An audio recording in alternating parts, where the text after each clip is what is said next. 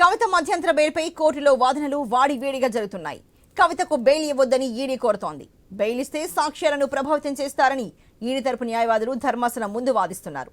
ఇక ఈ స్కామ్లో ఎమ్మెల్సీ కవిత కీ రోల్కు సంబంధించి కీలక ఆధారాలను ఈడీ అధికారులు జడ్జి ముందు పెట్టారు.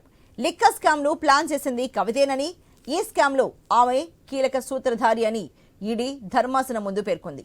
కవిత ఈడీ విచారణకు సహకరించడం లేదని, 10 ఫోన్లలో డేటాను డిలీట్ చేసి తమకిచ్చారని అధికారులు కోర్టుకు తెలిపారు.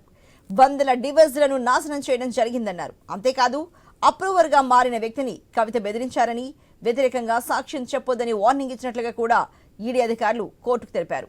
కుమారుడికి పరీక్షలున్నాయని బెయిల్ అడగడం మానవత కోణం కిందికి రాదన్న ఈడీ అధికారులు కవిత కుమారుడిని చూసుకోవడానికి ఆమె కుటుంబంలో చాలా మంది ఉన్నారని పేర్కొంది.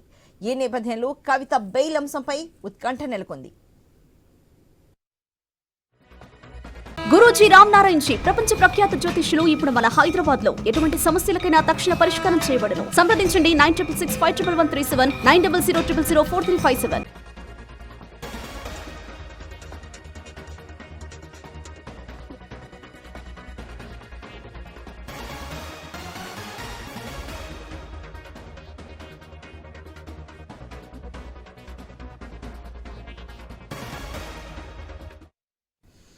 కవిత మధ్యంతర బెయిల్పై కోర్టులో వాదనలు వాడివేడిగా జరుగుతున్నాయి. కవితకు బెయిల్ ఇవ్వొద్దని ఈడీ కోరుతోంది. బెయిల్ ఇస్తే సాక్ష్యాలను ప్రభావితం చేస్తారని ఈడీ తరపు న్యాయవాదులు ధర్మాసనం ముందు వాదిస్తున్నారు.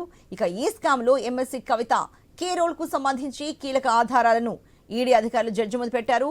లిక్కర్ స్కామ్ను ప్లాన్ చేసింది కవితేనని, ఈ స్కామ్లో ఆమెని కీలక సూత్రధారి అని ఈడీ ధర్మాసనం ముందు పేర్కొంది. కవిత ఈడీ విచారణకు సహకరించడం లేదని, 10 ఫోన్లలో డేటాను డిలీట్ చేసి తమకిచ్చారని అధికారులు కోర్టుకు తెలిపారు. వందల డివైజ్లను నాశనం చేయడం జరిగిందన్నారు. అంతేకాదు అప్రూవర్గా మారిన వ్యక్తిని కవిత బెదిరించారని, వ్యతిరేకంగా సాక్ష్యం చెప్పొద్దని వార్నింగ్ ఇచ్చినట్లుగా కూడా ఈడీ అధికారులు కోర్టుకు తెలిపారు. కుమారుడికి పరీక్షలున్నాయని బెయిల్ అడగడం మానవత కోణం కిందకి రాదన్న ఈడీ అధికారులు కవిత కుమారుడిని చూసుకోవడానికి ఆమె కుటుంబంలో చాలా మంది ఉన్నారని పేర్కొంది. ఈ నేపథ్యంలో కవిత బెయిల్ అంశంపై ఉత్కంఠ నెలకొంది. మరి ఈ దేశకు సంబంధించి మరింత తాజా సమాచారాన్ని మా ప్రతినిధి రామకృష్ణ అందిస్తారు.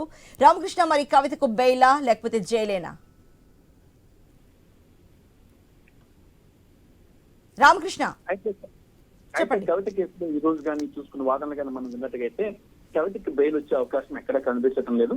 ఈడీ ఆర్గ్యుమెంట్ అన్ని చాలా స్ట్రాంగ్ గా ఉన్నాయి. లెక్కర్ కీలకంగా ఉన్నారు, ఇండస్ట్రీ వ్యాపారంలో ఉన్నారు, కిక్ బ్యాక్స్ లో కవిత కీలకంగా ఉన్నారు. తన ఫోన్ లో డేటాను ఫార్మాట్ చేశారు, వాట్సాప్ డేటా లేదు. ఈడీలు నోటీస్ ఇచ్చాక డేటాను ఫార్మాట్ చేశారని కోర్టులో వాదన వినిపిస్తుంది ఈడీ. మరి 4 ఫోన్లు ఉన్న డేటాను ఈడీ ఈ నోటీస్ ఇచ్చాక ఫార్మాట్ చేశారని చెప్పారు. డిజిటల్ ఆధారం లేకుండా చేశారు. లెక్కర్ కేసులో విచారణ కీలక దశకు చేరుకున్న ఈ సమయంలో కవితకు బయటిస్తే విచారణకి చాలా ఇబ్బంది కలుగుతుందని చెప్పేసి పేర్కొన్నారు. కవితకు సంబంధించిన ఆధారాలను జడ్జికి చూపించడం జరిగింది.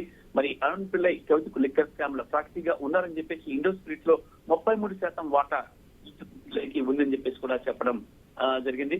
మరి దినేష్ అరోరా అప్రూవల్ గా మారాక అన్ని విషయాలు చెప్పాడు. 100 కోట్ల రూపాయలు కవిత ఆలోచన మేరకు ఆమ్ ఆద్మీ పార్టీకి ముడుపుల రూపంలో ఇచ్చారు.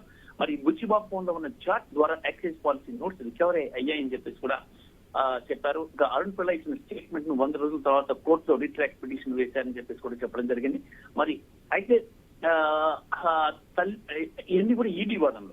ఇక కవిత అడ్వకేట్ చెప్తుందంటే తల్లిలో ఉన్న ఆత్మీయత అనుబంధాన్ని ఎవరు తీర్చలేరు. మన కుటుంబాలకు ఒక విధానం ఉంది. తల్లి పాత్ర చాలా కీలకంగా ఉంది. కొడుకు హైదరాబాద్ లో ఉన్నాడు, ఉంది. తండ్రి కోర్టుల కోసం ఢిల్లీలో ఉన్నారు. మరి ఈ నేపథ్యంలో బెయిల్ ఇవ్వాలి అని చెప్పేసి అభ్యర్థించగా